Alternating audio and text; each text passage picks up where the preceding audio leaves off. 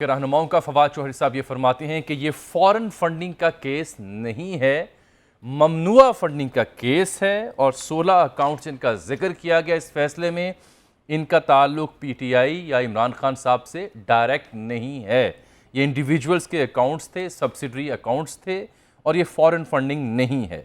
अलबत्ता फैसले में लिखा गया है कि अमेरिका, बरतानिया, यूएई, ऑस्ट्रेलिया की कंपनियों और अफराद से फंड्स मिले, जबकि फवाद चौधरी साहब कहते हैं कि ये फॉरेन फंडिंग नहीं है। हालांकि इन गैर ममालिक का जिक्र, इनकी कंपनियों का जिक्र, इनके अफराद का जिक्र इस फैसले में है। सफ़ा नंबर 66 जो जल्द फैसले के मुताबिक जो आया है आपकी खिदमत में उसका खुलासा भी पेश करते हैं। तो अभी फैसला ये मुत्तफ़िक़ा तौर पर आया है कि ममनुआ फंडिंग साबित होती है पाकिस्तान तहरीक इंसाफ के ऊपर, और इमरान खान साहब के बारे में कहा गया है कि उन्होंने झूठा बयान हल्फी जमा कराया था। शोकाज नोटिस जारी किया है पाकिस्तान तहरीक इंसाफ को और कहा है क्यों ना आपकी ये ममनुआ फंडिंग जब्त कर ली जाए। तहरीक इंसाफ के रहनुमाओं का रद्द अमल बत्ता कुछ और है। वो समझते हैं कि पाकिस्तान मुस्लिम लीग नून, पाकिस्तान पीपल्स पार्टी और JUI फे के ममनुआ फंडिंग के फैसले भी जल्द सुनाए जाएँ। उन्होंने मिसालें भी दी मौलाना के हवाले से, नून लीग के हवाले से और दीगर के हवाले से। शामी साहब तशरीफ़ रखते हैं, जनाब प्रोफेसर डॉक्टर हसन अस्करी रिजवी और जनाब सलमान गनी साहब। इस्लामाबाद से हमें ज्वाइन करेंगे ब्यूरो चीफ अदील वड़ाई साहब, जिनसे हम ताज़ा डिटेल्स भी जानेंगे। शामी साहब, क्या समझ आई आपको फिर ये झूठा बयान हल्फी, यानी ये तो सादिक और अमीन है, इमरान खान साहब अदालत ने डिक्लेयर किया हुआ है, तो झूठा बयान हल्फी अगर साबित हो जाए तो ये सदाकत और अमानत बाकी रहती है?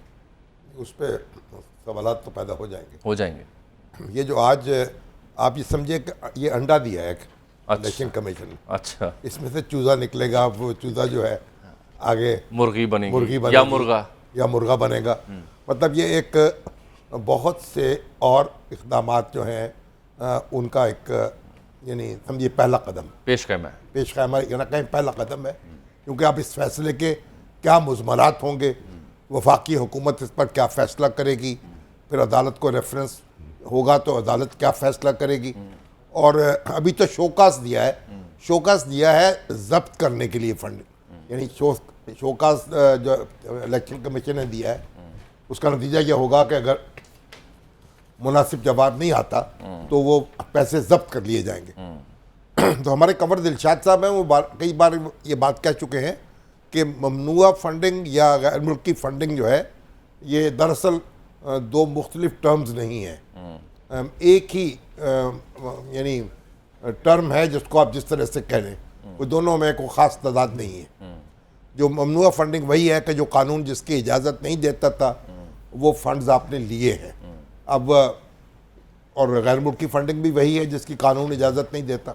शाम साहब, लेकिन ये जो आर्टिकल 6 है इसके बारे में भी जिक्र हो रहा है, कॉन्फिस्केशन ऑफ प्रोहिबिटेड फंड्स। हाँ जी, तो उसमें ये लिखा है कि पॉलिटिकल पार्टी जो कंसर्न है उसको एक अपॉर्चुनिटी दी जाएगी सुनने के लिए और उसको डायरेक्ट किया जाएगा कि कॉन्फिस्केट किया जा सकता है उसका जो फंड अगर साबित होता है in the favour of the state and to be deposited in government treasury और sub treasury the following head of the account. इसीलिए इलेक्शन कमीशन ने शोकास नोटिस देने का फैसला किया है ना, इसी क्लॉज के तहत आज जो फैसला है ना उसके नतीजे में ये शोकास नोटिस जारी होगा जिसका जवाब देना होगा PTI को। डॉक्टर साहब, ये सफ़ा नंबर 66 अभी मंजर आम पर आया क्योंकि सारा फैसला तो हम उसे देख रहे हैं।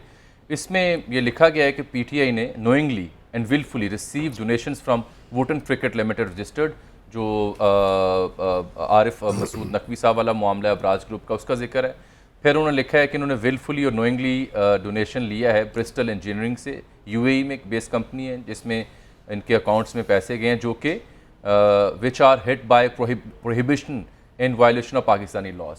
तो यहाँ पर तो UAE का, USA का, UK का और दीगर ममालिक का जिक्र है, तो फिर भी ये हम इसे फॉरेन फंडिंग नहीं कह सकते? ये जो ऑडिट रिपोर्ट है, ये जो रिपोर्ट या फैसला जो दिया है, ये दर हकीकत एक तरह की ऑडिट रिपोर्ट है। ऑडिट रिपोर्ट कि उन्होंने ये बताया कि उनके ख्याल में ये इरेगुलरिटीज़ हैं, गलतियाँ हैं। हाँ, तो ऑडिट रिपोर्ट में तो यही होती है ना कि वो आपको बताते हैं कि ये कागज़ कम है, ये डॉक्यूमेंट कम है, इसमें इरेगुलरिटीज़ है। अब उसके बाद जो है वो फिर जो इस पर कानूनी जंग होगी वो एक सेकंड स्टेज है, जिसमें कुछ कानूनी जंग तो होगी इलेक्शन कमीशन के हवाले से ही कि कॉन्फिस्केट की जाए कि ना की जाए, वो एक कानूनी जंग होगी। अच्छा, उसके अलावा फिर लॉ मिनिस्ट्री जो है वो इस पर कुछ इकदाम करेगी। फिर ये है कि जो इनकी मुखालिफ जमातें हैं वो फिर वो इश्यूज़ रेज़ करेंगी कि इसके बेस पे क्या इमरान खान को बैन किया जा सकता है या पार्टी को बैन किया जा सकता है। तो मेरे नज़दीक ये जो फैसला आया है ये अब बुनियाद बनेगा एक नए अंदाज के झगड़ों की हमारी दोनों बड़ी पार्टियों के दरमियान, PMLN और PTI के दरमियान। पता नहीं अल्टीमेटली क्या फ़ैसला होगा, लेकिन ये है कि ये इस वक्त जो है सिर्फ ऑडिट रिपोर्ट आप इसको कह सकते हैं जो फ़ैसला है, और एक नोटिस दिया है कि भी क्यों ना इसको कन्फिस्केट कर लें, जो हमें पहले से पता है कि जो हो जाए।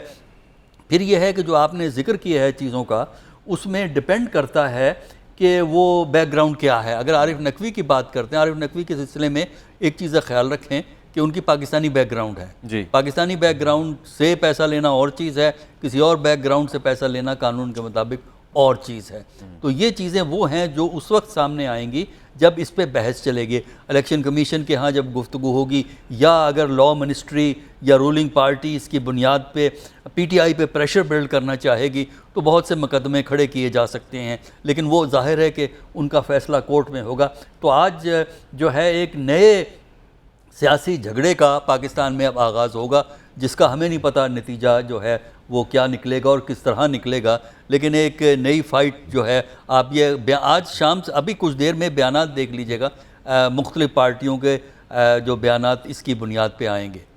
बिल्कुल ठीक। ये इलेक्शन कमीशन के मुताबिक ये जो मुत्तफ़िका फ़ैसला है जो बार बार हम आपको खुलासा आपकी खदमत पेश कर रहे हैं, इनके मुताबिक PTI ना सिर्फ 34 गैर मुल्की शहरियों बल्कि 351 गैर मुल्की कंपनियों से ममनुआ फंडिंग ली, जबकि अमेरिका में मुकीम एक भारतीय खातून शहरी ने भी 13,000 से ज़ायद डॉलर्स भी तहरीक इंसाफ को दिए।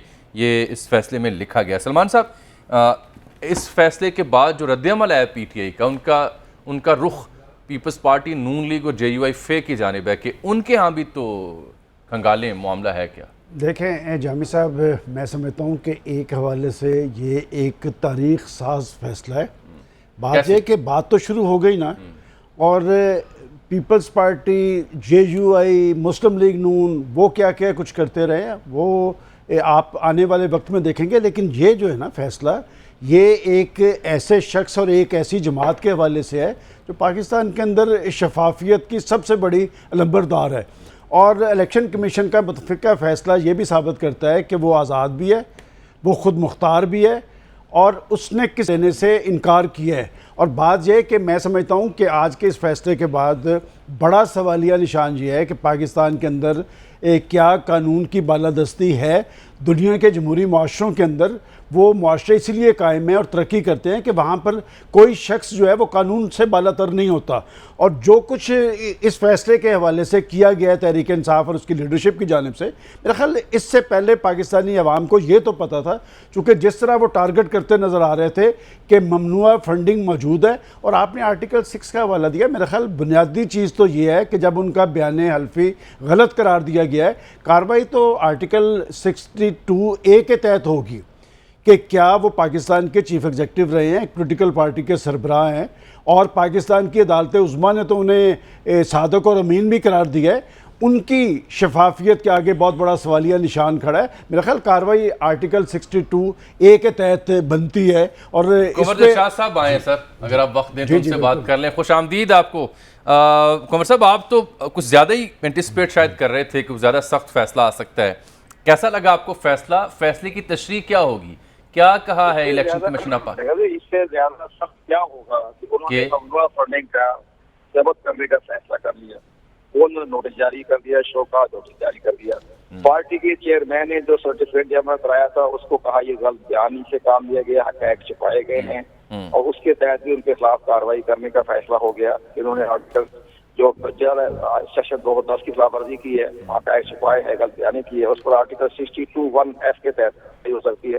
करप्ट प्रैक्टिस के तहत कि उन्होंने तमाम जो गलत बयानी से जो काम लिया जाए। आप कह रहे हैं 62(1)(f), इसका मतलब है नाअहली या नाअहली भी हो सकती है 5 साल के लिए। लेकिन ये फैसला कौन करेगा कि 62(1)(f) लगेगा इन पे?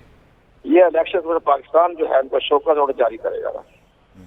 कुंवर दिलशाद साहब, आप इसकी तशरीह फरमा रहे थे, जरा अवामुन नास को सादा अल्फाज में ये अगर आप समझा दें कि केस था क्या, और फैसले ने क्या बताया और फिर उसके कॉन्सिक्वेंसेस क्या हो सकते हैं, वन बाय वन अगर आप चलें। इसमें मैंने 3 बातें अब ने सारे हकायक आपको बयान कर दिए हैं स्टेप बाय स्टेप। सबसे बड़ा अब वफाकी हुकूमत का फर्क जो है वो सामने आना चाहिए। इलेक्शन कमीशन पाकिस्तान ने ये लिख दिया अपने फैसले में कि आइन के आर्टिकल 17 की खिलाफवर्जी हुई है। तो आइन के आर्टिकल 17 में होता है कि वो जो पार्टी ममनुआ फंडिंग ले या फॉरेन फंडिंग ले उस पार्टी को खिलाफ कानून करार दिया जा सकता है। जब इलेक्शन कमीशन ने इशारा दे दिया कि आइन के आर्टिकल 17 की खिलाफवर्जी हुई है, जिसका मतलब इस पार्टी की बुनियादी फॉरेन फंडिंग रखी गई है, तो वो फिर वफाकी हुकूमत को अब ये है कि अपना रेफरेंस जो है वो सुप्रीम कोर्ट ऑफ पाकिस्तान भिजवाए इलेक्शन कमीशन के फैसले की रोशनी में। और फिर सुप्रीम कोर्ट ऑफ पाकिस्तान का 3 रुकनी बेंच नहीं, मैं बताना चाहता हूँ शामी साहब को भी आपको भी, फुल कोर्ट बैठेगी। तो किसी पार्टी के बारे में जो फैसला आएगा फुल कोर्ट का फैसला होगा। आप 3 रुकनी से क्या मसला है सर? आजकल बड़ा चल रहा है, जब भी फैसले होते हैं 3 रुकनी करते हैं, कौन करता है? तो कानून में लिखा हुआ है कि फुल कोर्ट। नहीं, ये शामी साहब बड़ा हम नुक्ता उठा रहे हैं। अकबरस बाबर साहब, शामी साहब ये फरमा रहे हैं कानून में ये लिखा हुआ है कि फुल कोर्ट सुनेगी, तो फुल कोर्ट करेंगे भाई, फुल कोर्ट करेगी। नहीं, फुल ख्वाहिश है, मेरा ख्याल है उनकी राय है। हाँ, ख्वाहिश और राय नहीं, राय कानून में लिखा हुआ है, कानून में लिखा हुआ है सर। वो हाँ फुल कोर्ट करिए सर, फुल हो ही नहीं सकता कानून के अंदर। डॉक्टर असली साहब भाई ये फैसला चीफ जस्टिस ने करना होता है कि आगे चले जी जी। वो ये कह रहे हैं कि कानून में लिखा हुआ है, वो ये कहते हैं इशारे होते हैं कानून में। चलिए अपनी मर्जी के मन ठीक है, पार्टी जो खिलाफ कानून करार दी थी, फुल कोर्ट ने फैसला किया था, जस्टिस महमूद रहमान ने फुल कोर्ट बैठी थी। यानी जो नैब का केस है उसमें फुल कोर्ट ने समाअत की थी। Yes, full court, justice Mahmood Rehman chairman थे। मतलब यह है कि कानून की मंशा यह है कि फुल कोर्ट समाअत करे, लेकिन बाइंडिंग नहीं है। महमूद रहमान के जमाने में 7 रुकन होते थे सुप्रीम कोर्ट के, 7 है। वो तो देखे ना, वो तो नुसरत भुट्टो केस भी फुल कोर्ट ने सुना था, जुल्फकार भुट्टो साहब का केस भी फुल कोर्ट ने सुना था, मगर फिर सुप्रीम कोर्ट के चीफ जस्टिस की ये डिस्क्रिप्शन तो मौजूद है ना कि वो बेंच बनाएगा। यानी इसमें कानून ये तो नहीं कह सकता कि फुल कोर्ट सुनेगी। और हालिया जो नज़ीरें हैं उसमें तो जो मंशा नजर आई है, जो रिमार्क्स आए हैं साहिबान के, उसमें तो वो इसको डिस्करेज करते हैं। ये तो जुज़वी बात है ना, जुज़वी बात, यानी कि आप फुल कोर्ट सुनेगी, एक बात अलबत्ता उन्होंने सुनेगा, ये सीजे फैसला करेगा। एक डॉक्टर साहब एक बात कुंवर साहब अहम कर रहे हैं, वो ये कह रहे हैं कि सुप्रीम कोर्ट में जाएगा, हाँ, वो ये कह रहे हैं कि ये अब वफाकी हुकूमत के जिम्मे है कि वो रेफरेंस मैंने आपसे पहले ही कहा है कि लॉ मिनिस्ट्री इस पे या भी गौर करके इकदाम का फैसला कर सकती है। लॉ मिनिस्ट्री क्या करेगी, कुछ इलेक्शन कमीशन करेगा। कमर साहब ये बताएं कि ये जो तहरीक इंसाफ की तरफ से एतराज़ आ रहा है, आपने इस पर खासा काम किया हुआ है कि तहरीक इंसाफ का केस उसका तो फैसला आ गया, वो जो बाकी पार्टीज़ हैं उनके हवाले से पेशरफ्त कब तक मुमकिन है? वो 3-4 महीने में वो फैसला आ रहा है कि वो स्क्रूटनी कमेटी जो है बाकायदा उस पर मीटिंग कर रही है, तो तमाम रिकॉर्ड चेक किया जा रहा है। वो सुप्रीम कोर्ट की भी वर्डिंग है कि आप उसके साउल का फैसला सुनाएं, तो ये चंद महीनों में है वो फैसला भी आ जाएगा, जिसमें तहरीक इंसाफ क्या उनमें भी सॉलिड शवाहद हैं? चूंकि इसमें तो अकबर एस बाबर खुद तहरीक इंसाफ के मेंबर थे, वो चैलेंज किसने किया हुआ है और शवाहद लगे हुए हैं उसमें शवाहद लगे हुए हैं, उसमें किया हुआ है अपने फरूख हबीब ने किया हुआ है। फरूख हबीब ने बड़े अहम डॉक्यूमेंट पेश किए हुए हैं, मैंने देखे हैं, वो बहुत अहम डॉक्यूमेंट पेश किए हुए हैं। और वो भी बड़ा स्क्रूटनी कमेटी उसमें भी जायजा ले रही है। उसमें अकाउंटेंट जनरल पाकिस्तान के ग्रेड 21 के ऑफिसर काम कर रहे हैं, और ऑडिटर जनरल पाकिस्तान के ग्रेड 22 के अफसर जो हैं वो भी इस कमेटी के मेंबर हैं, और वो भी उस पर काम हो रहा है। 3-4 महीने में वो भी फैसला आ जाएगा, वो जल्दी से भी आ जाएगा। उन्होंने कोई स्टे नहीं लिया, ना उन्होंने कोई रुकावट डाली, बाकायदा उसकी स्मूथली जो है स्क्रूटनी कमेटी की कार्रवाई जारी है, वो भी जल्दी फैसला आ जाएगा। तो कंवर साहब वो जो ममनुआ फंडिंग थी, वो जो आप समझते थे कि ममनुआ फंडिंग जब्त हो सकती है, तो वो फंडिंग कहाँ जाएगी अब? स्टेट बैंक ऑफ पाकिस्तान, उसमें सेक्शन 204 में लिखा हुआ है, स्टेट बैंक ऑफ पाकिस्तान का अकाउंट भी दिया हुआ है, इस अकाउंट में जो है वो जमा की जाएगी, वो स्टेट बैंक ऑफ पाकिस्तान में जाएगी। और इसके बाद साथ में ये कह दूं कि अब इलेक्शन कमीशन पाकिस्तान एक और नोटिस जारी करना है, क्यों ना हम आपकी पार्टी का सिंबल वापस ले लें, क्योंकि आपके चेयरमैन ने गलत जाने से हमें तमाम डॉक्यूमेंट पेश किए, और इसी तरह पार्टी की रजिस्ट्रेशन भी वापस हो सकती है। ये 3 काम इलेक्शन कमीशन पाकिस्तान के पास है, और बाकी पार्टी को कारदम करार देने के इख्तियारात वज़ारत दाखिला को है, वज़ारत कानून को नहीं है। वज़ारत दाखिला जो है वो रेफरेंस भेजने की मिसाल है सुप्रीम कोर्ट ऑफ पाकिस्तान। दाखिला कानून से पूछ के बगैर फाइल नहीं। अच्छा, लेकिन फैसले में तो कोई ऐसी इंडिकेशन पार्टी सिंबल की नहीं है। वो स्टेप बाय स्टेप। कंवर साहब, ये मामला आप वजारत दाखिला का कह रहे हैं, ये तो बराह रास्त वजारत कानून का मसला है। इसमें वजारत दाखिला का रोल क्या है? नहीं, इसमें जब पार्टी किसी को कारदम करार दी जाती है ना, तो वो वजारत दाखिला के देखिए, कानूनी तरीका ये है कि वजारत दाखिला डायरेक्ट एक्शन नहीं लेगी, वो मिनिस्ट्री ऑफ लॉ से ओपिनियन लेगी। मिनिस्ट्री ऑफ लॉ से ओपिनियन लिए बगैर कोई वजारत किसी किस्म का एक्शन नहीं कर सकती। असल बात यह है कि जो वफाकी हुकूमत है वो करती उसको रेफरेंस दायर करना होगा सुप्रीम कोर्ट इस फैसले की रोशनी में। हाँ जी, इस कि ये चीजें साबित हुई हैं, पार्टी को बैन किया जाए, ये कह सकती है वजारत कानून। ये दरख्वास्त की जा सकती है। देखें, नैप जो है नेशनल अवामी पार्टी, उसका रेफरेंस दायर किया गया था, उसको बैन किया गया था, जिसका हवाला दे रहे हैं कुमर साहब, हवाला दे रहे हैं। फिर उसके नतीजे में उसके बाज़ रहनुमा जो थे वो सियासत में हिस्सा लेने के काबिल नहीं रहे थे। एक नई पार्टी बनी थी, NDP, national democratic party, NDP, जिसमें वली खान जो थे उसके सदर नहीं थे, शेरबाज मज़ारी उसके सरबराह थे और बेगम नसीम वली खान उनके साथ थी। तो बेगम नसीम वली खान ने अमलन वो पार्टी लीड की थी शेरबाज मज़ारी साहब के साथ मिलकर। और फिर एनडीपी जो है उसने इलेक्शन लड़ा, पॉलिटिक्स में हिस्सा लिया, मूवमेंट भी चलाई। उसके बाद जब फिर वो दौर ख़त्म हो गया तो वो पाबंदी ख़त्म हो गई और फिर नैब की जगह एएनपी, अवामी नेशनल पार्टी असफंदियार वली साहब के पास कमान गई। ये एक लंबा प्रोसेस है, लेकिन मैं इजाजत जी ये क्या है कुमर साहब, आपको सुन नहीं पाया।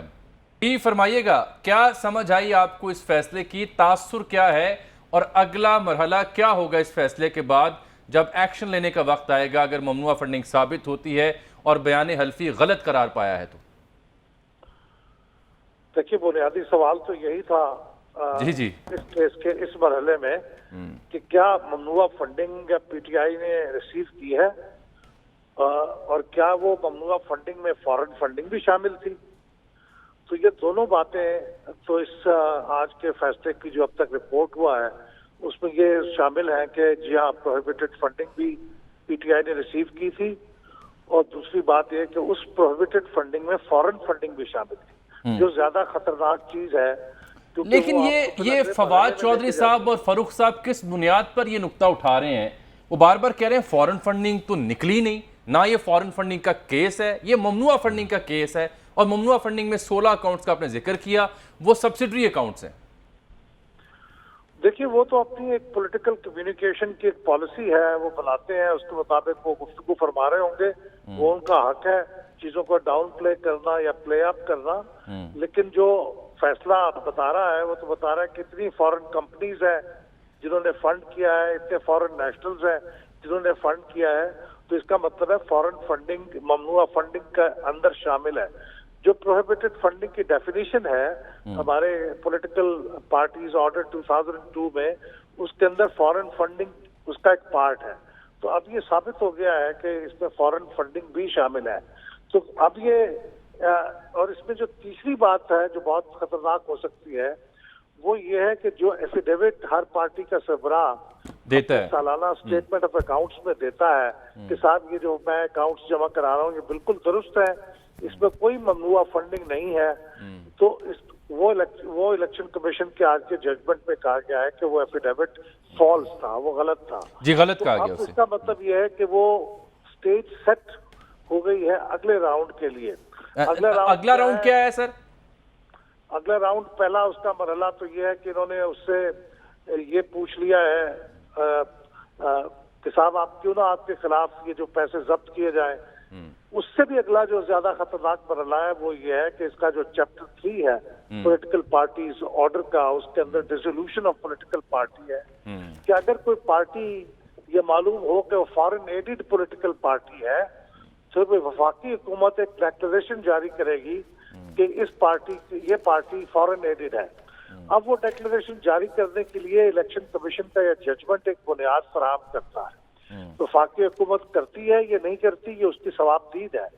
गालिबन कुछ लोग कह सकते हैं ये उनका फर्ज भी है, लेकिन वफाकी हुकूमत ये डिक्लेरेशन जारी करेगी और 2 हफ्ते के अंदर, 15 दिन के अंदर सुप्रीम कोर्ट में इसको दाखिल करेगी और सुप्रीम कोर्ट फिर फैसला करेगी कि ये डिक्लेरेशन जो वफाकी हुकूमत का है ये दुरुस्त है या नहीं दुरुस्त है। और अगर ये दुरुस्त है तो उसके नतीजे में पार्टी तहलील हो जाएगी, डिसॉल्व हो जाएगी और उसके जो तमाम इलेक्टेड लेजिस्लेटर्स हैं, सूबाई और वफाकी, वो अपनी नशिस्तें खो देंगे और 4 साल के लिए नाअहल हो जाएंगे इलेक्शन लड़ने के लिए। ये है उसके कॉन्सिक्वेंसेस वर्स्ट केस सिनारियो में। और अगर कोई दूसरा केस लेके जाता है कि साहब एफिडेविट फॉल्स है, तो ये जो सरबराह है पार्टी के सादिक और अमीन नहीं रहे, तो उसके कॉन्सिक्वेंसेस अलग होंगे। तो ये अब अगले मरहले हैं, उसमें देखें बात कहाँ तक पहुँचती। डॉक्टर साहब ये तो बड़े सीरियस कॉन्सिक्वेंसेस बता रहे हैं। नहीं ठीक है, अहमद बिलाल महबूब साहब, मैंने भी आपसे यही बात कही है ना कि ये पहली स्टेज है जहां एक फैक्चुअल स्टेटमेंट आई है कि इरेगुलरिटीज़ की, वायलेशंस की। अब उसके बेसिस पे कुछ एक्शंस पॉसिबल हैं, जिसके लिए कुछ कार्रवाई इलेक्शन कमीशन कर सकता है, कुछ कार्रवाई फेडरल हुकूमत कर सकती है। लेकिन ये एक नई, जो मेरी पॉइंट ये है कि एक नई सियासी जंग का आगाज़ है। ये इस तरह नहीं है कि केस उन्होंने ऑर्डर निकाला और वो सेटल हो गया, वो पार्टी बैन हो गई, इमरान खान को घर भेज दिया गया हमेशा के लिए। ये फाइट है जो कि अब आप देखिएगा सुप्रीम कोर्ट तक पहुंचेगी ये। और इस तरह जो हमारे यहाँ आगे जंगें, सियासी जंगें काफ़ी चल रही हैं, तो इंशाल्लाह अब ये अब क्योंकि फैसला सामने है, उसके कुछ सफ़ात हैं, ज़ाहिर बात है हमें फिलबदी इस पर बात करनी पड़ेगी। सफ़ा 48 में लिखा है, पैरा 31 में, कि जो ऊपर डिस्कशन की गई है उससे ये साबित होता है कि चैरिटी जो है नॉन प्रॉफिट एंटिटी है और कैन नॉट कलेक्ट और give political donations for political purposes within UK और overseas. Therefore as per UK laws PTI registered Pakistan Tehreek Insaf is a public limited company and was not a charity. ठीक है, ये एक different चीज़ है ना। देखिए ये जो पाकिस्तान के लॉ के तहत है उनकी आप फिक्र करें। देखिए जो कानूनी बहसें हैं ना, अब तो अदालतों में होंगी। हम तो असल में बुनियादी बात यह है, देखिए ये कोई 1 डे मैच नहीं है बस। हाँ, ये तो इसके पै दर पै मैच खेले जाएंगे। बिल्कुल सही है। एक लंबी लड़ाई का आगाज है। इसको आप हमारे कवानीन जो हैं उनका उलझाव भी कह सकते हैं। बहरहाल एक आप ये नहीं कह सकते कि फैसला कुन मरला आ गया है। हाँ, ये सफ़ा 33 पे इलेक्शन कमीशन लिखता है कि as mentioned above the British regulations on donations and fund raising for a foreign political party requires donor groups to register as non profit institutions with non-paid staff. All the money collected has to reach the entity. It is raised through a legal bank account. These laws also require that donors get independently audited detailed of the expenses made from the money they donate. Pakistan Tehreek-e-Insaf continued its reluctance to share details and make full disclosure about the total funds raised. Banking details of PTI UK and means and methods of remittances and transfers made to PTI in Pakistan raises questions on the PTI's financial operations within UK and in Pakistan. In the absence of proper accounting records and sources of funds, the Commission is constrained to hold that PTI did not maintain the required financial transparency, which is mandatory under UK and Pakistani laws. अब देखना होगा ना, अब ये इसकी नौइयत क्या है, इसकी मिकदार क्या है, इसमें जो मुतलका लोग हैं वो कौन है। अगर तो आप समझते हैं कि $10,000 आ गए या 10,000 पाउंड आ गए या 20,000 पाउंड आ गए, यानी और बहुत बड़ी रकम जो है ओवरसीज पाकिस्तानी की तरफ से है, फिर और मसला होगा। और अगर बहुत बड़ी रकम जो है ये दूसरी है गैर मुल्की शहरियों की तरफ से, फिर और मसला होगा। और वहाँ वायलेशन हुई है तो वहाँ क्या एक्शन होगा। और यहाँ मतलब ये अब कानूनी मामलात हैं जो अदालत में तय होंगे या फिर सियासी जमातें आपस में बैठ के कुछ तय कर लें। एक सफ़ा 49 पे एक और दिलचस्प मालूमात है कि $27,500 ट्रांसफ़र किए मिस्टर नासिर अजीज़ ने और मिस रोमिता शेट्टी ने through their accounts being operated from Singapore. Singapore से अकाउंट ऑपरेट होते हैं। इनको एग्जामिन किया गया नादरा और दीगर सोर्सेज के ज़रिए, तो इलेक्शन कमीशन लिखता है कि ये Rumeta Shetty US based business women है इंडिया की, और इन दोनों ने जो ज्वाइंट कंट्रीब्यूशन की पीटीआई को वो 13,750 रुमेता शेट्टी और उनकी है अजीज़ साहब की 27,500। तो ये कहते हैं कि ये कैटेगरी है prohibited contribution under article 6(3) of PPO 2002 made by a foreign national. बहरहाल ब्यूरो चीफ अदील वड़ाई साहब हमें ज्वाइन कर चुके हैं। अदील साहब, आज आपसे रब्ता बहुत मुश्किल हो रहा है। एक बार फिर आपको खुशामदीद दुनिया न्यूज़ में। आप पहले दिन से इस केस को फॉलो कर रहे हैं। क्या बॉल क्या सुप्रीम कोर्ट की कोर्ट में है या वफाकी हुकूमत की कोर्ट में है इस फैसले के बाद? जी बहुत शुक्रिया जामी साहब। बुनियादी तौर पे इलेक्शन कमीशन ऑफ पाकिस्तान ने इसमें 3 पेंडोरा बॉक्स खोल दिए हैं। इलेक्शन कमीशन ऑफ पाकिस्तान खुद तो इस केस को सिर्फ सेक्शन 6 जो है पॉलिटिकल पार्टीज ऑर्डर 2002 का उसके तहत सुन रहा था। उसके तहत जो मैंडेट बनता था वो तो सिर्फ इसकी कॉन्फिस्केशन के हवाले से है। जो इसका आखिरी पैराग्राफ है इस फैसले का, उसमें तो ये कहा गया है कि जो पार्टी को नोटिस जारी कर दिया गया है और उसमें कहा गया कि क्यों ना ये रकम जब्त कर ली जाए जो ममनुआ जराए से ली गई है। लेकिन साथ ही साथ इसमें इलेक्शन कमीशन ऑफ पाकिस्तान ने यह भी अपने ऑफिस को डायरेक्ट किया है कि अगर कोई और एक्शन बनता है तो वो भी लिया जाए। यानी ये मामला इलेक्शन कमीशन ऑफ पाकिस्तान ने आज फैसला सुना के खत्म नहीं किया, बल्कि अपने ही ऑफिस को डायरेक्ट किया है कि अगर इसके अलावा कोई और एक्शन बनता है इस फैसले की रोशनी में तो वो भी लिया जाए। एक मामला तो इलेक्शन कमीशन ऑफ पाकिस्तान ने अपने ही ऑफिस में एक नया पेंडोरा बॉक्स खोल दिया, यानी ये मामला भी इलेक्शन कमीशन में भी चलेगा। दूसरा मामला आर्टिकल 17(3) के हवाले से इलेक्शन कमीशन ऑफ पाकिस्तान ने जो आइन के आर्टिकल 17 के तहत जो पेंडोरा बॉक्स खुला है वो वफाकी हुकूमत की कोर्ट में गेंद फेंक दी है। उसमें ये वाज़े तौर पे सेक्शन 17 में लिखा है कि अगर वफाकी हुकूमत ये समझती है जो फॉरेन फंडिंग के हवाले से, लेकिन उसमें एक अहम जिम्मेदारी वफाकी हुकूमत पर भी होगी अगर उसने कोई कार्रवाई करनी है कि अगर कोई जमात मुल्की सालमियत के खिलाफ, मुल्की खुद मुख्तारी के खिलाफ काम कर रही है तो फिर 15 रोज के अंदर अंदर वो declaration supreme court of Pakistan को भेजना होगा। इसमें तो वफाकी हुकूमत ने अगर इस मामले को सुप्रीम कोर्ट ऑफ पाकिस्तान में लेकर जाना है तो उसको ये एस्टैब्लिश करना होगा, क्योंकि फॉरेन फंडिंग का जो मतलब है जो आइन के तहत वो ये कहा जाता है कि जी उसमें आपने ये एस्टैब्लिश करना है कि ये मुल्क की सलामती के खिलाफ इस्तेमाल हो रही है। फिर एक और जो पेंडोरा बॉक्स खोला गया है वो इमरान खान साहब की अहलियत के हवाले से बयान हल्फी देख रहे हैं। वो इस तरह से देख रहे हैं कि इलेक्शन कमीशन ऑफ पाकिस्तान ने इसमें यह वाज़े तौर पे कह दिया है कि 2008 से 9 और 2012 से 13 तक के, यानी 2008 से 2013 तक के जो उन्होंने फॉर्म 1 सबमिट कराए हैं वो इनएक्यूरेट हैं और उन्होंने अपनी जो फाइनेंशियल स्टेटमेंट्स दी हैं वो दुरुस्त नहीं हैं।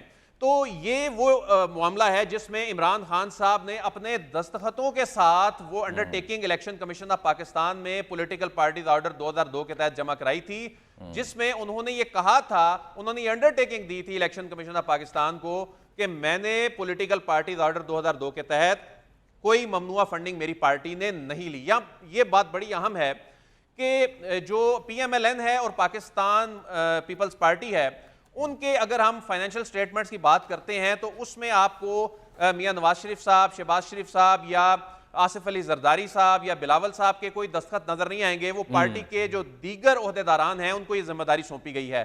यहां पर इमरान खान साहब अपने दस्तखतों के साथ हर साल जो स्टेटमेंट है वो जमा कराते हैं। तो इसमें जो इमरान खान साहब से मुतल्लिक जो मामला है उसमें यह भी कहा जा रहा है कि कोई आम दरख्वास्त गुजार भी कोई रुजू कर सकता है फरीक बन। अच्छा दिल, ये बहुत अहम नुक्ता आपने उठाया है कि यहाँ पर हर साल जो पार्टी फंडिंग की स्टेटमेंट है वो खान साहब के दस्तखतों से जमा हुआ करती है और उन दस्तखतों से जमा होने वाली स्टेटमेंट का मतलब तो यही है कि वो ऑन करते हैं कि जी जो कुछ मैं आपको जमा करा रहा हूँ ये बिल्कुल दुरुस्त है, आइन और कानून के मुताबिक है, इतनी फंडिंग मिली है। अब उसके ऊपर एतराज़ ये है कि ये बयान हल्फी दुरुस्त नहीं है, एक से ज़ायद बार ये कहा गया। तो यानी ये फिर मामला कोई भी शहरी लेके जा सकते हैं अदालत में कि ये देखिए जी ये तो बयान हल्फी इनके दुरुस्त नहीं, ये सादिक और अमीन नहीं रहे। आर्टिकल 62 अदील जी बिल्कुल जामी साहब, बिल्कुल ये आम शहरी भी इसमें रुजू कर सकता है या उनका जो अपोनेंट है या जो उनके मुकाबले में कोई इलेक्शन लड़ने वाला शख्स जो होता है वो जा सकता है। और इलेक्शन कमीशन ने खुद अपने ऑफिस को भी डायरेक्ट कर दिया है। इलेक्शन कमीशन ऑफ पाकिस्तान ने इस केस को जो सेक्शन 6 के तहत जो फैसला सुनाया गया है यहां खत्म नहीं कर दिया कि जी ये केस हमने डिस्पोज ऑफ कर दिया है, बल्कि इसकी प्रोसीडिंग्स अब आगे चलेंगी। और इसमें एक बड़ी अहम बात यह है कि इलेक्शन कमीशन ऑफ पाकिस्तान ने एक तो इसमें पार्टी को नोटिस जारी कर दिया है, यानी यह कहा जाए कि आज से पाकिस्तान तहरीक इंसाफ के खिलाफ बाकायदा कार्रवाई का आगाज कर दिया है।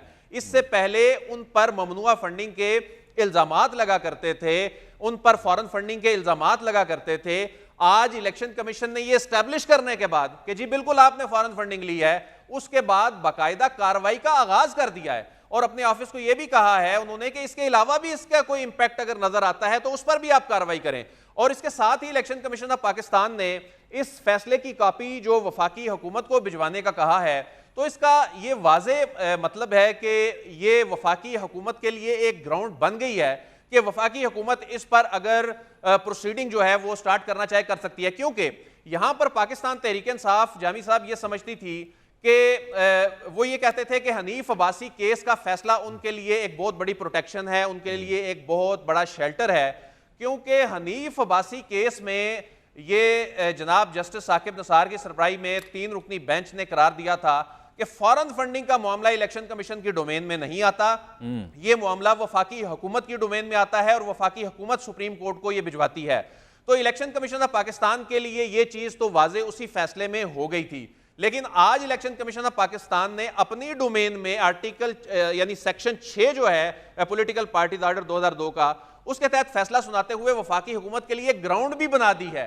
ना सिर्फ उसके लिए ग्राउंड बना दी है बल्कि उसमें एक और नया पेंडोरा बॉक्स खोल दिया है। उन्होंने कहा है कि खान साहब ने जो 2008 से 13 तक की स्टेटमेंट जमा कराई हैं वो दुरुस्त नहीं इनएक्यूरेट हैं, ये दुरुस्त नहीं है, ये गलत स्टेटमेंट्स, यानी ये अंडरटेकिंग जो वो दिया करते थे कि मैंने ममनुआ जराए से फंडिंग नहीं ली, तो इलेक्शन कमीशन ने अच्छा आदिल ये आपने उसका बैकग्राउंड आपने बड़ा अच्छा वाजे किया कि पीटीआई किस चीज को के ऊपर इन्हिसार कर रही थी, साकिब निसार साहब की जजमेंट, फॉरेन फंडिंग का मामला। यही वजह है कि आज भी उनके दोनों रहनुमा कह रहे थे फवाद चौधरी और फारूक हबीबी कि ये फॉरेन फंडिंग नहीं है, ममनुआ फंडिंग केस है, फॉरेन फंडिंग केस का एम्बिट है ही नहीं इलेक्शन कमीशन ऑफ पाकिस्तान का।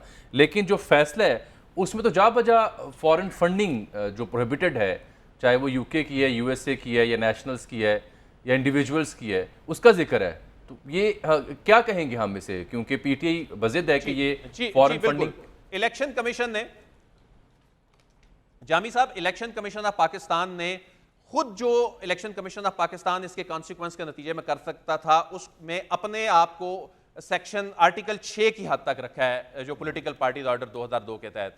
लेकिन इलेक्शन कमीशन ऑफ पाकिस्तान ने ये एस्टैब्लिश करने के बाद मामला वफाकी हुकूमत की कोर्ट में फेंक दिया है कि हम तो फॉरेन फंडिंग के मामले को चूंकि उस तरह से नहीं देख सकते, तो उसमें ये एस्टैब्लिश करने के बाद चूंकि ये चीज है, क्योंकि आइन और कानून में ये तो नहीं लिखा कि इलेक्शन कमीशन ऑफ पाकिस्तान इस तरह की कोई जजमेंट नहीं दे सकता जब उसके सामने कोई सबूत आ रहे हैं जी कि ये इन्होंने फॉरेन फंडिंग लिया है, इलेक्शन कमीशन उस पर कार्रवाई नहीं कर सकता। इलेक्शन कमीशन ऑफ पाकिस्तान ने उस पर कार्रवाई करने के लिए वफाकी हुकूमत की कोर्ट में गेंद फेंक दी है और ये मामला अल्टीमेटली जाहिर है सुप्रीम कोर्ट ऑफ पाकिस्तान में जाना है। इलेक्शन कमीशन ने खुद इसमें कोई सजा देने के हवाले से खुद को सिर्फ कॉन्फिस्केशन जो है वो जो प्रोहिबिटेड फंडिंग की उस तक रखा है, और वो भी उनके आखिरी पैराग्राफ में लिखा है। जो झूठ बोला गया है उसकी एक लंबी तफसील भी मुहैया की थी।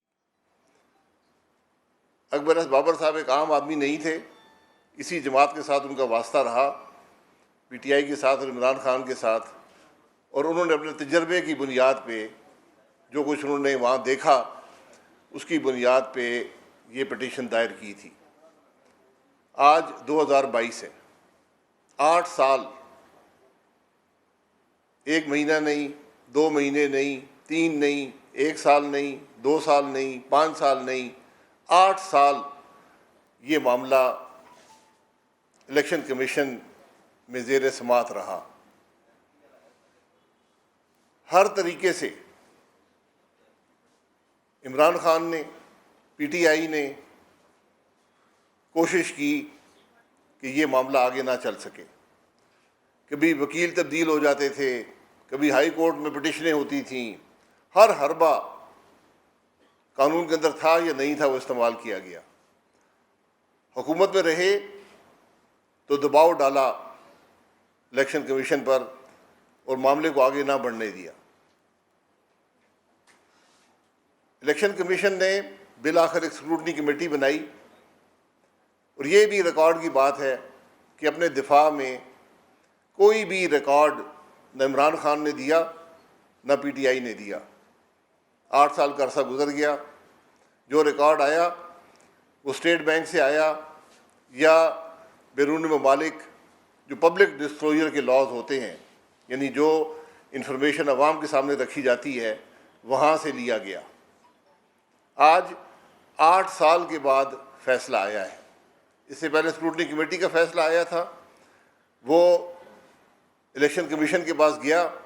इलेक्शन कमीशन ने शायद 1.5-2 साल उस पर लगाए हैं और आज वो फैसला पाकिस्तान के अवाम के सामने है। और इस फैसले में जो सबसे बुनियादी बात ये है कि वो आदमी इमरान खान, वो जमात पीटीआई जो पिछले उनकी सियासत ही इस बात पर है कि दूसरे चोर हैं, जिनके मुंह से ये लफ्ज़ कहते हुए थकते नहीं हैं, आज ये साबित हो गया कि इस मुल्क में सबसे बड़ा चोर इमरान खान है, सबसे बड़ी चोर जमात पीटीआई है। और ये मामूली चोरी नहीं है। जो रिकॉर्ड इलेक्शन कमीशन ने जमा किया है, 150 करोड़ रुपया, 150 करोड़ रुपया इमरान खान ने उन ज़राए से हासिल किया जो पाकिस्तान का कानून जिसकी इजाज़त नहीं देता। इसमें $5 मिलियन डॉलरों में आए, 22 करोड़ रुपया आया और 8 लाख पाउंड आए। कि 150 करोड़ रुपए की रकम जो है ये इमरान खान ने हासिल की उन ज़राए से जिनको पाकिस्तान का कानून इजाज़त नहीं देता कि वो पाकिस्तान की किसी भी पॉलिटिकल पार्टी को फंडिंग कर सकें। इनमें हिंदुस्तानी शहरी भी शामिल हैं, इसमें इजरायली शहरी भी शामिल हैं। दूसरों पर गद्दारी का इल्ज़ाम लगाने वाले आज इन बातों का जवाब दें कि हिंदुस्तानियों और इजरायलियों से फंडिंग हासिल करके वो किसका काम कर रहे थे। अमेरिका से जो फंडिंग आई उसकी एक बड़ी लंबी तफसील है। 2 कंपनियां अमेरिका में बनाई गई, कनाडा में बनाई गई, ऑस्ट्रेलिया में, पता नहीं कौन से ममालिक में, कौन सा मुल्क है जहाँ नहीं बनी। और सब धोखा देने के लिए हर कंपनी के आगे पीटीआई लिखा होता था। क्या कानून इस बात की इजाज़त देता है? ये कंपनियां वहाँ पर गैर मुल्कियों से रकम भी लेती थी और गैर मुल्की कंपनियों से रकम भी लेती थी। 34 गैर मुल्की शहरी, जिनमें हिंदुस्तानी और इजरायली भी शामिल हैं, और 351 गैर मुल्की कंपनियां। पाकिस्तान का कानून एक गैर मुल्की कंपनी से भी पैसा लेने की इजाज़त नहीं देता। पाकिस्तान का कानून एक भी गैर मुल्की शहरी से कोई रकम हासिल करने की इजाज़त नहीं देता। यहाँ पर 34 गैर मुल्की कंपनियाँ और 34 गैर मुल्की शहरी हैं, 351 कंपनियाँ हैं। कंपनियों की रकम इसलिए ज़्यादा है कि कंपनियों में पता नहीं चलता कि इसके अंदर कौन से लोग हैं, कौन से ममालिक हैं जो ये फंडिंग दे रहे हैं। सिर्फ कंपनी का नाम आता है। जो एक बड़ा नाम आया जो भूटान क्रिकेट क्लब है, ये केमन आइलैंड की कंपनी है। इससे तकरीबन 55 करोड़ रुपया इमरान खान को भेजा गया और आज कहते हैं जी ये क्रिकेट के पैसे थे, ये फलाह बहबूद के पैसे थे। अगर फलाह बहबूद के पैसे थे तो 55 करोड़ रुपया पाकिस्तान की एक सियासी जमात के अकाउंट में कैसे आया? वो फलाह बहबूद के कामों में जाता ना। तो हर अमल जो है, हर बात जो है, वो यहाँ पर झूठ ही बोली जाती है। और बात सिर्फ यहाँ रुकती नहीं है, अभी तो 68 सफ़े का फैसला है, इसको हम ज़रा इसको सही तरह से एनालाइज करके तो हक़ाइक़ पाकिस्तान के अवाम के सामने रखेंगे। लेकिन जो सतही तौर पर इसको देखा है, एक तो ये वाज़े है कि कम से कम 150 करोड़ रुपया या शायद इससे भी ज़्यादा इमरान खान ने गैर मुल्की शहरियों और गैर मुल्की कंपनियों से हासिल किया, जिसके बारे में पाकिस्तान का कानून बिल्कुल वाज़े है कि आप एक पैसा भी गैर मुल्की कंपनी, गैर मुल्की हुकूमत या गैर मुल्की शहरी से नहीं ले सकते। अगर आप लेंगे ये कानून की सरीहन खिलाफवर्जी है। दूसरी बात, बैरून मुल्क कंपनियां बनाई गई, पैसे लिए गए, वो कंपनियां क्या थीं, क्या पैसे लेती थीं, किससे लेती थीं, किसी को इल्म नहीं है। उनकी कोई डिक्लेरेशन इलेक्शन कमीशन के पास नहीं है। पीटीआई ने 24 अकाउंट पीटीआई के नाम निकले, जिसमें से सिर्फ 8 अकाउंट डिक्लेयर किए गए थे। 8 जो थे वो पीटीआई ने कहा जी हमारे अकाउंट हैं। 16 अकाउंट जो हैं उनके बारे में पीटीआई ने कहा जी कि ये हमारे अकाउंट नहीं है, हालांकि नाम उनका था, पीटीआई का नाम था, हमें नहीं पता इन अकाउंट्स का, ये किसी और के अकाउंट हैं। और जब उन अकाउंट्स की तफ्तीश हुई तो पता चला कि कोई पीटीआई का गवर्नर चला रहा है, कोई वजीर चला रहा है उन अकाउंट्स को, कोई स्पीकर चला रहा है। तो झूठ का आलम यह है कि जो अकाउंट इस जमात की आला तरीन शख्सियात चला रही हैं, जो हुकूमत के आला तरीन ओहदे रखते हैं, उनके बारे में आपने कहा जी हमें नहीं पता, ये काम खुद ही कर रहे हैं। उन अकाउंट्स में पैसे आए उन्हीं कंपनियों से जो बाहर बनाई गई थी। फिर गुजारिश ये है कि मनी लॉन्ड्रिंग क्या होती है? क्या ये अशखास मनी लॉन्ड्रिंग नहीं कर रहे थे? जमात इल्ज़ाम उन पे अपने ओहदेदारों पे लगा रही है, कहती है जी मुझे इन 16 अकाउंट का पता नहीं है। तो वो भी ये पता चल जाएगा 16 अकाउंट्स किसके हैं। ये सब बातें अपनी जगह पर हैं। कानून कैसे तोड़ा गया, सबसे मेरी नज़र में सबसे अहम बात यह है, 5 साल ये जो सारा मामला है ये सिर्फ 2014 तक है, उससे आगे का नहीं है। 2014 के बाद क्या है वो भी एक दिन पाकिस्तान के अवाम के सामने आएगा। ये मामला जो अकबर एस बाबर साहब ने रिकॉर्ड दिया, जो कंप्लेंट की, सिर्फ 2014 तक है। आज 2022 है, इसके बीच में जमात 4 साल हुक्मरान भी रही है। क्या करती रही है?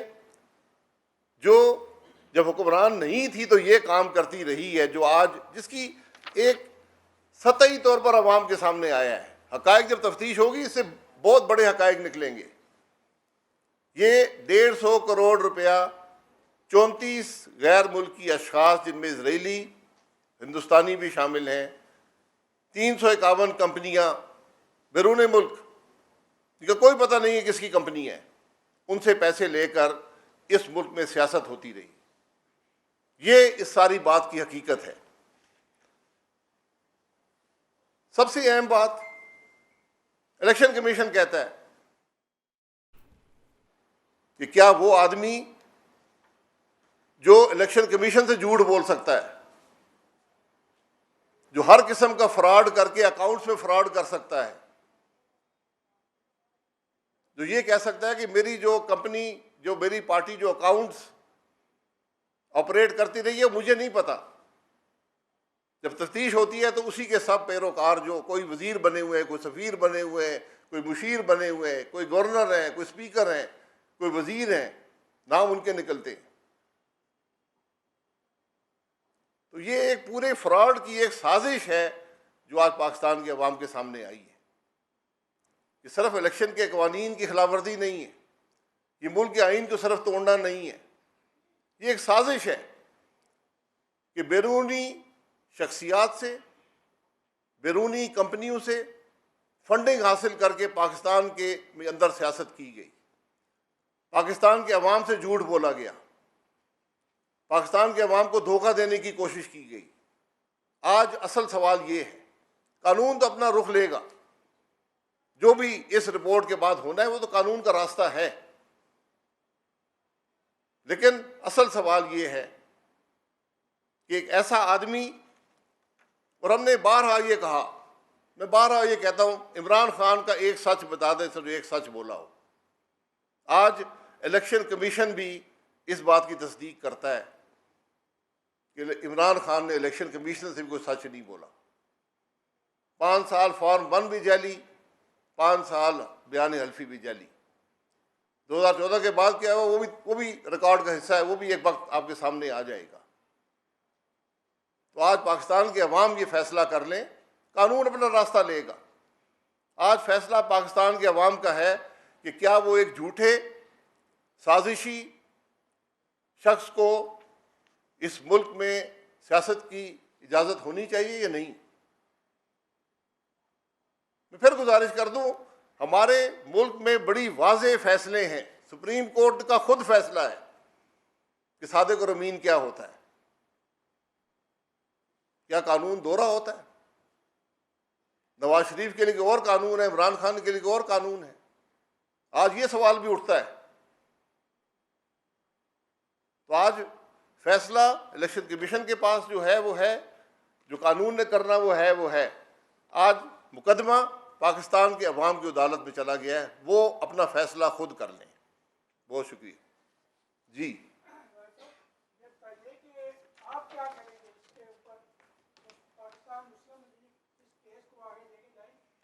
ये पाकिस्तान मुस्लिम लीग का काम नहीं है। अकबर एस बाबर साहब ने इसकी कंप्लेंट की थी, इलेक्शन कमीशन ने रिपोर्ट बना दी है, फैसला दे दिया है। अब कानून अपना रास्ता लेगा। वो क्या रास्ता है ये आपको वक्त पे नज़र आएगा। उसमें इलेक्शन कमीशन का क्या रोल है, हुकूमत का क्या रोल है, अदालतों का क्या रोल है, ये सब कानून के मुताबिक है।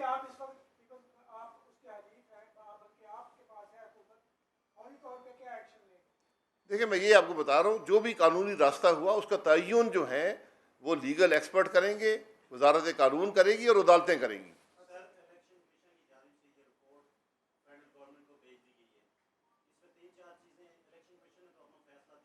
जी,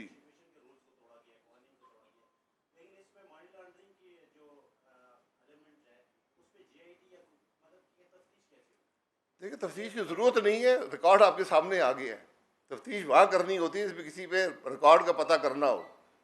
यहाँ तो सीधी सीधी बात है, पैसे भेजने वाले कौन है, लेने वाले कौन है, उनका इस्तेमाल किया। और सिर्फ यहाँ पे नहीं है, पीटीआई के अपने मुलाजमीन के नाम भी अकाउंट थे, उनमें भी पैसे आए हैं।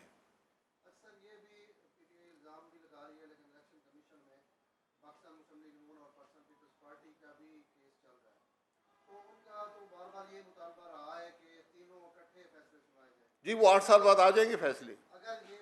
अगर ये फैसला 8 साल में आया है तो उसको कोई 8 साल की इजाज़त होनी चाहिए। हम तो कहते हैं कल फैसला करने, हमें उससे कोई घबराहट नहीं है।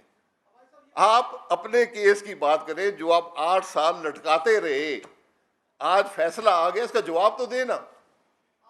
इसका ये हजरात ये बताएं कि ये पैसे लिए गए हैं या नहीं लिए गए, ये अकाउंट उनके हैं या नहीं है। इमरान खान ने जाली बयान हल्फी जमा कराया या नहीं कराया, झूठा फॉर्म 1 जमा कराया या नहीं कराया। सवाल तो ये है, इस रिपोर्ट में जो सवालात हैं उसके जवाब ज़रा दे दे।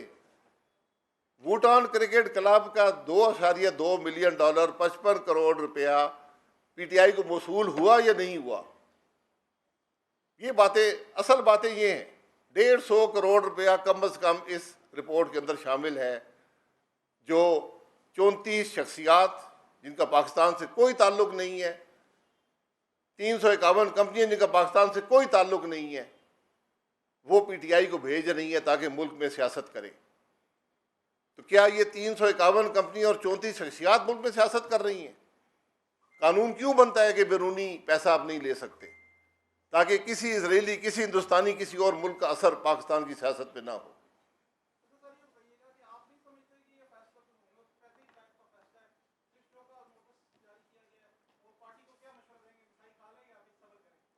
देखिए, मिठाई ये खाने की बात नहीं है, ये हम सब के लिए, इस पूरे मुल्क के लिए शर्म का मुकाम है।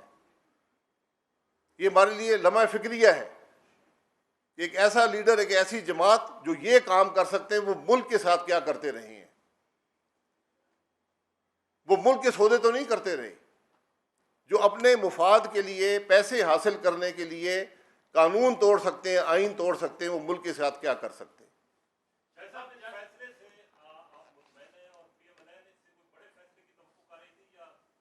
मेरे इत्मीनान की बात नहीं है, मुझे कोई बड़े फैसलों की बात नहीं है। मुझे ज़रूरत थी कि हक़ाइक़ पाकिस्तान के अवाम के सामने आए कि इमरान खान की हकीकत क्या है, पीटीआई की हकीकत क्या है। वो आज इलेक्शन कमीशन ने 68 सफ़े की रिपोर्ट में पाकिस्तान के अवाम के सामने, पाकिस्तान के अवाम की अदालत में रख दी है। बहुत शुक्रिया।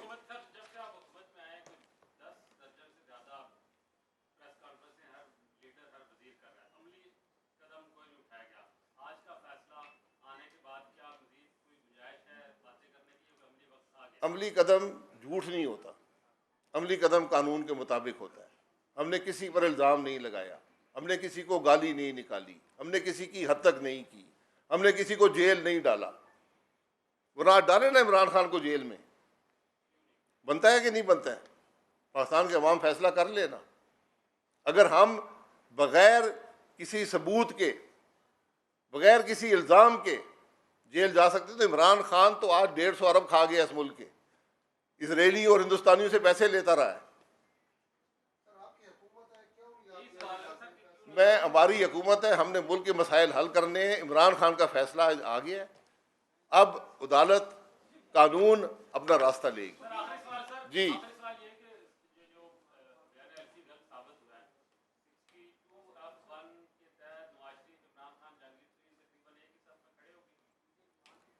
सफ जो है उसका फैसला भी कानून कर ले। सुप्रीम कोर्ट का फैसला था कि नवाज शरीफ ने चूंकि अपने बेटे की कंपनी से रकम नहीं ली, तो वो जो है सादिक और अमीन नहीं रहा।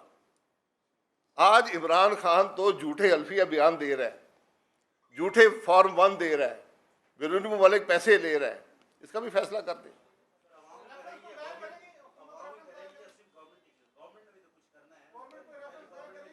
गवर्नमेंट अपना देखे, गवर्नमेंट जो करना है वो करेगी, क्योंकि इलेक्शन कमीशन ने रिपोर्ट बड़ी वाजे दे दी है। इसमें जहां भी कानून की खिलाफ वर्जी हुई है उस पर हुकूमत कार्रवाई करेगी। ये उसकी जिम्मेदारी है, ये सियासत नहीं है, ये हुकूमत की जिम्मेदारी है कि जब कानून तोड़ा जाए, एक इदारा उसके नोटिस में ले आए, उस पर वो कार्रवाई करे। बहुत शुक्रिया जी। अब्बासी साहब मुखातिब थे, साबिक वज़ीर-ए-आज़म पाक मुस्लिम लीग नून के अहम रहनुमा, और हमारी तरह वहाँ मौजूद प्रेस कॉन्फ्रेंस में सहाफ़ियों की भी ये ख्वाहिश थी कि उनसे ये पूछा जा सके कि जनाब इस फैसले के बाद वफाकी हुकूमत क्या इक़दाम उठाने जा रही है। लेकिन वो यही फरमा रहे थे कि हुकूमत ने जो करना है वो करेगी। और एक दलील उन्होंने ये दी कि नवाज शरीफ साहब ने बेटे से तनख्वाह नहीं ली, उस पर उनके खिलाफ कार्रवाई हुई। तो अब मौका है कि इमरान खान साहब ने जो झूठे बयान हल्फी जमा कराए उस पर भी कार्रवाई हो। यानी सर वफाकी हुकूमत, इनकी इलेक्शन कमीशन ने, पहले तो वो जो नवाज शरीफ साहब के बारे में कह रहे हैं, उन्हें माहौल का फ़र्क भी समझना चाहिए कि उस वक्त माहौल क्या था और सज़ा देना मकसूद था, इसीलिए कामा पे वो उड़ गए। और पनामा वाले 450 गायब हो गए इस मुल्क से, किसी इदारे ने भी नोटिस नहीं लिया। शामी साहब, आपको समझ आई क्या इंटेंशन है शाहिद खाकान अब्बासी साहब की? भाई बात यह है कि उन्होंने जिस तरह फैसला उन्होंने पढ़ा उसी तरह हमने पढ़ा हुआ। सूंघ के फैसला, सूंघ के वो गुफ्तगू कर रहे हैं। जैसे पीटीआई के दोस्त जज्बात का इज़हार कर रहे हैं, उसी तरह वो जज्बात का इज़हार कर रहे हैं। अब बात यह है कि जो वफाकी हुकूमत को करना है, यानी रेफरेंस दायर करना है उसको सुप्रीम कोर्ट में, और तो मेरा ख्याल कोई करने की बात नहीं है। साहब एक बात को जो कह रहे हैं वो नाज़रीन को पहले कदम क्या है? जब साहब एक पॉइंट ज़रूर, ताकि ना ये मैसेजेस आ रहे हैं कि वो जो तहरीक इंसाफ के लोग हैं वो कहते हैं कि फॉरेन फंडिंग नहीं है, ममनुआ फंडिंग है। ये तो मैं बार बार अर्ज कर रहा था। तो ये ममनुआ फंडिंग क्या है? ये हमारे कमर दिलशाद साहब तो ये कहते हैं कि एक ही बात है, लेकिन असल में फॉरेन फंडिंग ऐसे मालूम होता है कि अगर आप किसी गैर मुल्क से या गैर मुल्की एजेंसी से मदद लेते हैं तो उसको फॉरेन फंडिंग कहते हैं। गैर मुल्की शहरी से नहीं, वो और चीज़, शहरी नहीं, शहरी और चीज़ है, गैर मुल्की हुकूमत और चीज़ है, या किसी हुकूमती अदारे से या हुकूमती एजेंसी से। अगर गैर मुल्की शहरी आपको 1000 पाउंड या 1000 डॉलर दे देता है तो वो आप उसे फॉरेन फंडिंग कैसे कह सकते हैं? वो ममनुआ तो हो सकता, ममनुआ फंडिंग। तो फिर पीटीआई ठीक कह रही है ना, ये फर्क है ना, ये वो तहरीक इंसाफ ये कह रही है कि ये ममनुआ फंडिंग का केस नहीं है।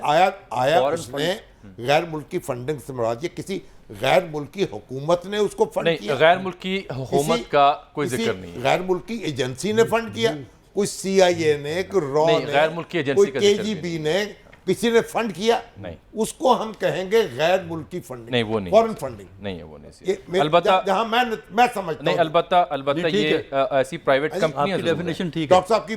जी डॉक्टर साहब, हाँ जी, ये मसलन ये गैर मुल्की कंपनियां जरूर हैं इसमें, लेकिन गैर मुल्की देखिए एजेंसी या कंपनियां गैर मुल्की देखिए वो प्राइवेट कंपनी। देखिए एक चीज़ ख्याल रखें कि ये लॉज बने हुए हैं जनरल मुशर्रफ के ज़माने में, फौजी हुकूमतों के ज़माने के, ताकि इनको काबू किया जाए सियासी जमातों को। उस वक्त ये इशू ज़रूर था कि बाहर की हुकूमत या उसका एजेंट या उनकी इंटेलिजेंस एजेंसीज, क्योंकि बहुत सी CIA खुफिया फंडिंग प्रोवाइड करती है, दुनिया में बड़े काम किए हैं CIA ने, तो CIA फंडिंग भी अपनी मर्जी से सियासी नहीं जाती जी, उसकी पकड़ी नहीं जाती। नहीं, वो जाहिर है बैंकिंग चैनल से नहीं आती ये फंडिंग, तो बोरियों में आती है ना। हाँ, बोरियों में आती है, जिस तरह जैसे अफगान जहाद के दौरान बस बोरियों में डॉलर आते रहे। हाँ हाँ बिल्कुल सही है। तो देखिए उसमें ये है, देखिए एक और चीज़ जो कह रहे हैं ना कि सुप्रीम कोर्ट को रेफरेंस करे, देखिए कानून के मुताबिक रेफरेंस करने से पहले फेडरल हुकूमत को एक और काम करना होता है, फिर वो रेफरेंस सुप्रीम कोर्ट को जाता है, वो है पार्टी को बैन करना। ANP को ना वो क्या थी नैप को जो बैन पहले बैन किया, फिर रेफरेंस गया।